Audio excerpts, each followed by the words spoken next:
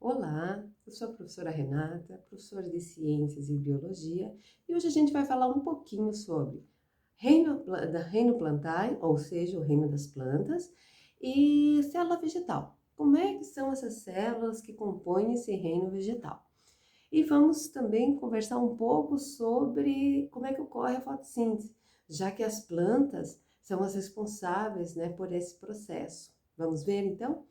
Primeiro, quando todos nós olhamos para a natureza, olhamos no meio ambiente, a gente já vai perceber que há uma grande diferença entre animais e vegetais. Isso fica claro para todo mundo. Então a gente sabe que os animais conseguem se locomover, conseguem buscar seu próprio alimento, enquanto as plantas já não conseguem fazer isso. As plantas elas permanecem no mesmo lugar. E para que elas permaneçam no mesmo lugar, elas vão ter que desenvolver estratégias.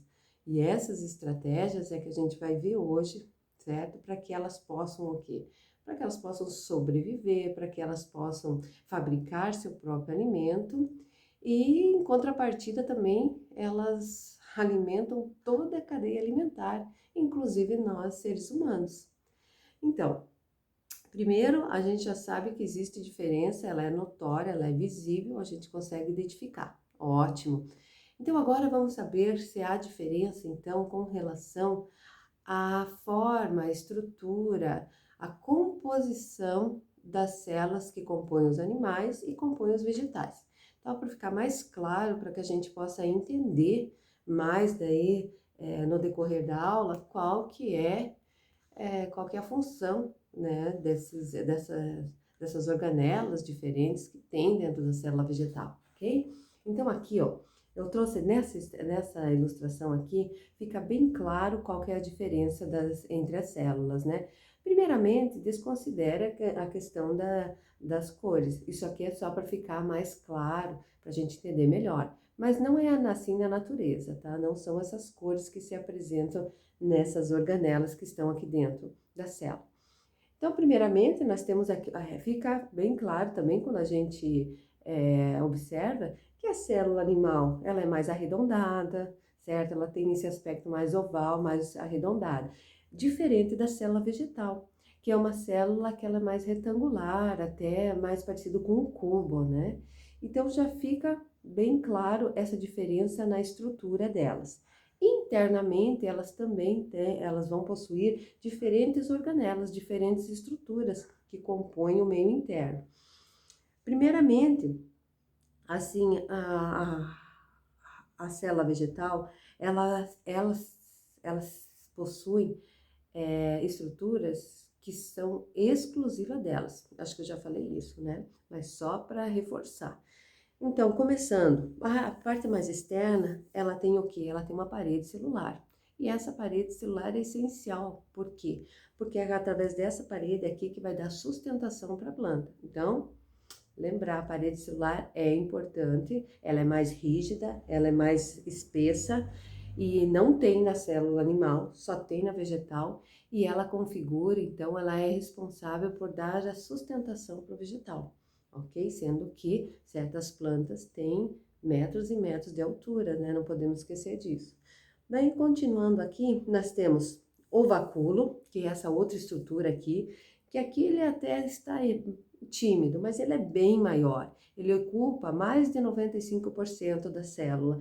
Então aqui ele está pequeno para que a gente possa observar as outras estruturas internas, mas ele é bem maior. E ele é responsável então pela turgidez, pelo armazenamento da água e a turgidez da folha. Ou seja, dar aquele aspecto de folha normal, saudável, né? Quando ele está com déficit ou está com pouca água, a folha murcha. Então, aquele aspecto murcho da folha é porque o vacúolo ele está sem água ou está com pouca água ali armazenada. Seguindo, nós temos também os cloroplastos. Aqui, essa estrutura verde, que é esse cloroplasto que é o responsável pela fotossíntese. Então, tudo vai ocorrer aqui dentro. Vai ocorrer o quê? Todos os processos fotossintéticos, que envolvem a quebra da molécula d'água, que daí vai liberar para nós o oxigênio, para que todos os outros seres possam respirar. E é aqui dentro também que irá ser feito a glicose, que é o produto também feito, o produto oriundo das reações fotossintéticas, né? Certo? Então, para que haja a liberação do oxigênio, nós vamos pegar, a planta necessariamente vai absorver a água da onde? Vai absorver a água do solo, absorvendo, né, através dos pelos radiculares, vai levar até aonde na planta? E é isso que é a questão. Por quê? Porque as que são nas folhas que vai ocorrer a fotossíntese. Todo vegetal que tem as partes verdes está ocorrendo a fotossíntese porque tem cloroplasto. Mas vocês vão percebendo que conforme as árvores vão ficando adultas, vão ficando mais velhas, a parte que fica verde somente é das folhas. Então é lá que está ocorrendo o processo fotossintético, independente do tamanho do vegetal, tá, pessoal? Sempre lembrar disso. Então, assim, é, absorveu a água pelas raízes? Ok. Daí vai levar até as folhas, que estão mais no topo da árvore, estão na parte mais altas, né? A parte mais frondosa ali, ou também chamado de dossel, né? Das plantas. Então, vai levar até lá. E, levando até lá, vai ser levado até o cloroplasto, que é aqui que vai quebrar a molécula de água. E esse é um processo que a gente precisa lembrar. Por quê? Porque quando se pergunta da onde vem o oxigênio que nós respiramos, nós temos que entender que vem de um processo fotossintético que é a hidrólise, ou seja, quebra da água. E ocorre aonde? No cloroplasto, ok? Então, ali vai ser feita essa quebra da água, e daí para fazer a glicose, a planta vai vai precisar de um outro produto, que é o CO2, que é esse gás que está sempre circulando entre nós, que está na atmosfera. Então, a captura desse CO2 vai ser feita de que forma ali na folha? E daí é que é bem interessante isso também, porque essa captura de CO2 vai ser feita normalmente na parte de baixo, ou abaxial, isso dá o nome de abaxial, parte abaxial da folha, que é onde tem uma estrutura especializada. E essa estrutura especializada vai ser responsável pela captura. Então, nessa ilustração aqui, a gente pode perceber nessa maquete que aqui nós temos a epiderme, certo? Que compõe aqui um corte transversal de uma folha. Então, aqui a gente vai perceber a epiderme e tal, que tem todos os outros tecidos e outras reações que não é o caso agora. Só para a gente entender, aqui a cutícula também que vai proteger essa epiderme. E aqui nós temos células diferenciadas, que são chamadas de células do estômato, né? Que é a estrutura responsável por capturar o CO2. Então, é estômato. O estômato é a estrutura que tem embaixo, normalmente embaixo das folhas, que vai capturar o CO2. Esse CO2 aqui vai para onde? Ele vai aqui para o cloroplasto. E é aqui que vai ser feita a glicose, então.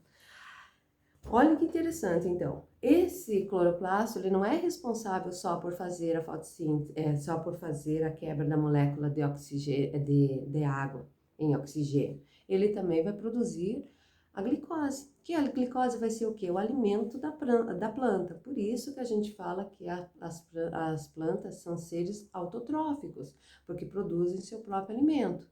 E esse alimento vai ser distribuído, então, por toda a planta. E essa planta, ela vai se desenvolver e vai também servir de alimento para outras plantas. Então, vocês entenderam como está tudo atrelado e o quão é importante a fotossíntese para toda a existência de toda a vida no planeta? Bem interessante isso, né? E por isso que a gente sempre tá alertando, sempre está enfatizando e cobrando, de certa forma, também essa manutenção, esse cuidado com o meio ambiente e com a natureza.